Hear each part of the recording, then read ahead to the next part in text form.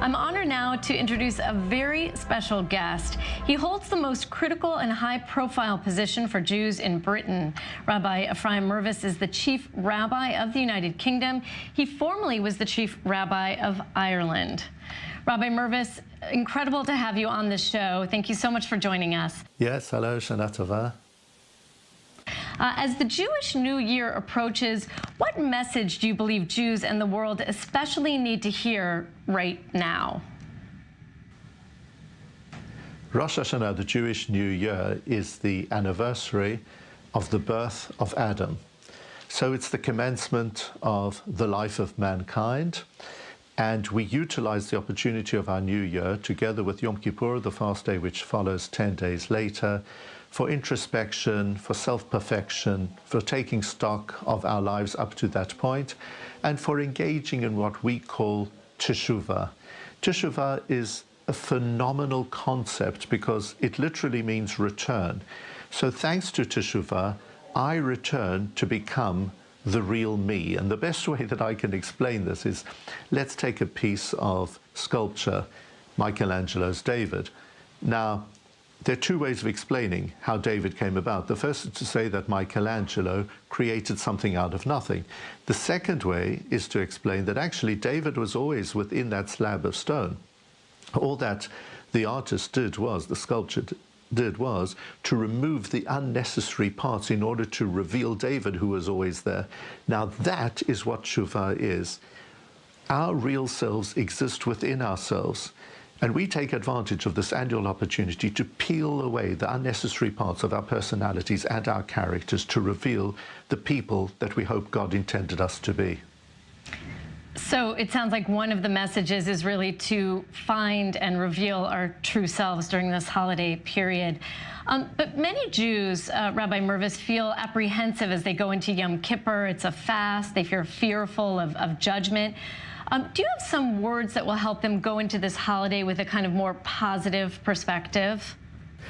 It's practical because teshuvah, when you perfect your ways and you start on a clean slate, you're genuinely given opportunity to start again. Therefore, you need to correct everything that has been wrong until now. So appeasing others, asking for their forgiveness, is our way of trying to amend a situation. Sometimes what one has done simply can't be improved because the wrong has been done, but at the very least we want closure, and it is appropriate that we should approach those whom we have wronged in order that we can move forward. And of course we do this with God as well. Rabbi Mervis, I want to move on to another topic. I spoke earlier with Rabbi David Rosen about his very important work in interfaith dialogue. How would you describe ties between Jewish and Muslim leaders? Are we making progress toward really understanding one another? I think that interfaith activity today must be a priority for us. And interestingly, previously it was primarily within the field of Jewish-Christian relations, and now we must include the world of Islam. I have regular dialogue and engagement with Muslim leaders and leaders of other faiths. We have achieved a lot. There is a lot more that can be achieved, and we certainly need to build on what binds us together as opposed to highlighting what separates us. And it is very important within our fragile world today that we concentrate on speaking in a gentle and a considerate manner to others. There is far too much hate speech in our world today, and social media projects it and enables it to reach the entire globe. And we know from our history how easily hate speech can become translated into hate crime. And then Jewish people can easily be on the front lines of that. So it's hugely important for us to be what we in our tradition call a mensch, a decent, kind-hearted person. By all means, you can take issue with others. But when we are engaged in debate, it needs to be what we call a machloket l'shem shamayim, an argument for the sake of heaven, where you tackle the issue. And sometimes you can tackle it ferociously, but it's the issue you tackle, not the person who holds the issue. There should be no element of hatred between me and an opponent. Far too often today, people are so desperate to win an issue that they are attacking personally others who hold different views, and our world is losing out as a result. I want to pick up, Rabbi Mervis, on the emphasis you place on how pervasive hate speech is today. There is a real problem with anti-Semitism in the UK, in the Labour Party, and in other places. How is the community coping with this? You know, do British Jews feel safe? Unfortunately, the rise of anti-Semitism is a global phenomenon, and it is affecting the Jews in the UK right now. And we are seeing an increase in anti-Semitic sentiment and also activity. We are aware of the fact that, thank God, life is also exceptionally good for the Jewish people in the UK.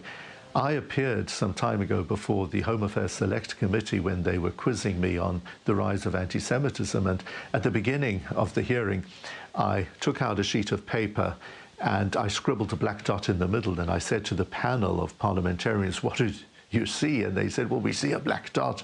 And I said, "No, there's something much larger than the black dot." They said, "No, there's only a black dot." I said, "There's something much larger. It's the white background." And that's the story of anti-Semitism. You see, the white background, 95% of our lives, it's great, it's good. And Jews in this country are able to reach the highest levels of achievement within every field of endeavor. Together with this, we have the black dot, which is anti-Semitism. It is growing in size. We need to treat it seriously. And we are blessed in the UK that the fight against anti-Semitism is one which the government is leading. And the country itself sees anti-Semitism as a problem for all of British society. Rabbi, some call the BDS, or Boycott, Divest and Sanction Israel movement, anti-Semitic. It is very active in the UK, and some in the movement call Israel an apartheid state. You're a rabbi that grew up in South Africa, so I wanted to ask you, what your kind of unique response might be to those accusations. Totally irrelevant. Yes, having grown up in South Africa, apartheid was an integral part of my life at that time, and I grew up to witness and to experience the evils of apartheid, and there is no comparison whatsoever that can be made between apartheid in South Africa then and the situation in Israel in the Middle East now. The two are just totally dissimilar. Within apartheid South Africa, I grew up within a white community, a privileged community. Only the white community was enfranchised with a vote, was able to lead the country, live in comfort with privileges. All of that was denied to the blacks who were the vast majority. In Israel today, there's a very different situation, and I think that anybody who tries to draw a similarity is simply up to mischief. Rabbi Mervis, a lot of these accusations of apartheid and other forms of hate speech are on social media. How dangerous do you think that is today? What's your take on that?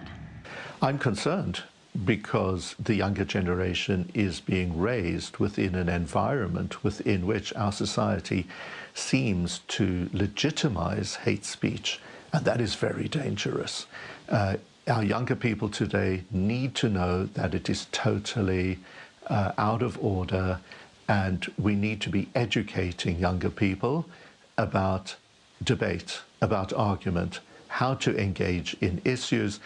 In footballing circles, soccer circles here in the UK, we talk about you need to go for the ball and not for the man. And that is how we should move forward. I use a cricketing example. I suppose in North America it would be a baseball example, and that is we should be batters and we shouldn't be pitchers. We should be trying to score home runs for our team as opposed to trying to get the others out. I'm proud of my identity, what I stand for, and I hope that others will respect me for that. But my aim should not be to try and trip others up and to be their enemy. There is room for us to respect other views and other opinions and to have that argument for the sake of heaven in a healthy, dynamic way.